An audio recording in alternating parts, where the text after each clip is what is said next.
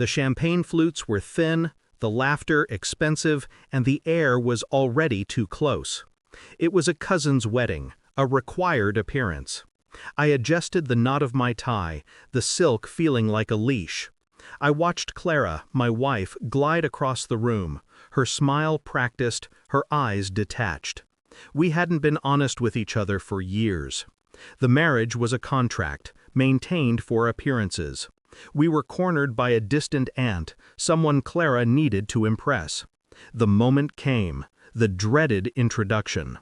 Clara turned, her expression shifting to one of mild, cultivated pity. She placed a hand lightly on my arm, the gesture utterly devoid of warmth. "This is Mark," she said to the aunt, her voice perfectly modulated. "Just a friend." The words landed not as a mistake, but as a deliberate, tiny hammer blow. My blood ran cold, settling into a dense, heavy stillness behind my eyes. Just a friend. The final, casual dismissal. The public severance.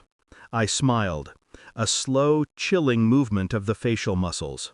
I let her lie hang in the silent space between us. The aunt tilted her head, confused. I extended my hand to the aunt, smooth and calm. I leaned in, meeting Clara's gaze, a look that promised a reckoning, and then delivered my line with the precision of a scalpel. "A pleasure," I said, "and this, Clara, my ex-wife." The room did not just quiet, it froze.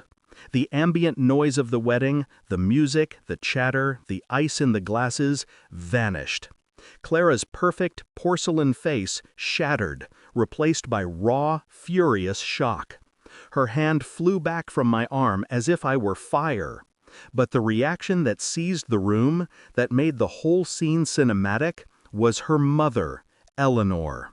Eleanor, the matriarch, the one who ruled Clara's life and judged mine. She hadn't gasped or cried out. She just stared at me, her eyes wide, the color draining from her face, muttering one broken word: "No." It was a word soaked in terror. Not anger, not shock. Terror. Why terror? The word ex-wife shouldn't frighten the architect of the betrayal. The truth, I realized, was deeper than a casual insult. This wasn't about social status. This was about a timeline, a financial arrangement, a necessary facade that I had just publicly dismantled. My mind, usually focused on financial modeling, began furiously reconstructing the last 6 months.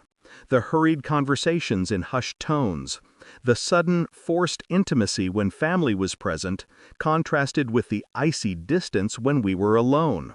The insistence that I wait to file the final divorce papers. Wait. She had been stalling. The reason was clear now. Money. I knew about Clara's trust fund, tied to her grandmother's estate. It had a specific, cruel clause. Clara would lose the substantial monthly annuity if she were divorced before the trust's 5-year anniversary. We were 4 years and 11 months in. One more month of pretending. My dismissal as just a friend was her test. Her way of easing me out, softening the social landing before the month was up, assuming I was too spineless to challenge her in public. She was ensuring her money while psychologically annihilating my worth. My investigation began the moment I walked out of that wedding. I didn't need phone taps. I didn't need private investigators. I was privy to her family's wealth management system for years. I knew the weak points. I knew the offshore routing codes, the obscure legal firms they used to create a spiderweb of asset protection. I focused on the trust documents. I didn't steal them. I merely accessed the cloud server from a secure location, a cafe 3 states away, using a dormant backdoor password Evelyn had given me years ago during a financial emergency.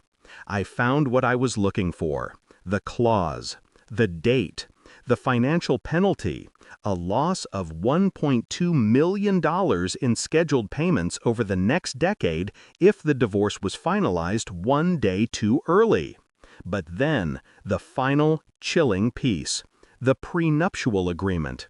It contained a rarely used clause, a morality clause concerning infidelity, which would automatically void the trust's protection and grant me a significant share of our communal assets, provided I could demonstrate evidence of an ongoing relationship with a third party.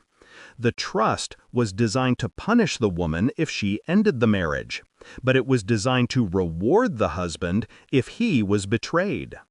The truth arrived not on a court document, but in a small, encrypted folder labeled with the name of a business associate I always found suspicious, A.S. Inside were hundreds of messages and photographs spanning the last 18 months. Infidelity, meticulously documented. Clara's betrayal was not a moment of weakness. It was a long-term strategy carried out with calculation. The silent, cold confrontation was immediate. I sent the contents of the AS folder, compressed and password protected, to a single recipient, the trust's primary legal executor. No note, no explanation, just the evidence.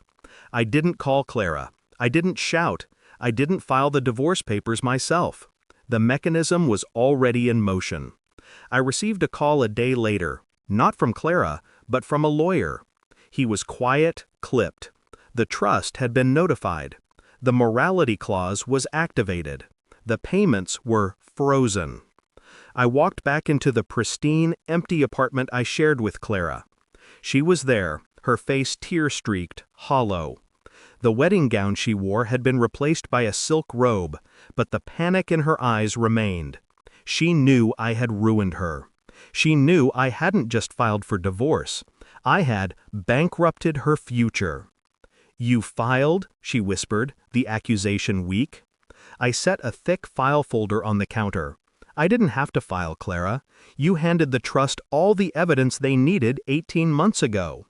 I gestured to the folder containing the screenshots of her affair.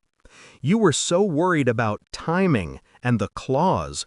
You forgot that the clause was watching you." Her eyes fell on the folder, then snapped back to mine, her terror peaking. "My mother," she warned me, "Eleanor." The terror on her face at the wedding, that single no. Eleanor was the informant.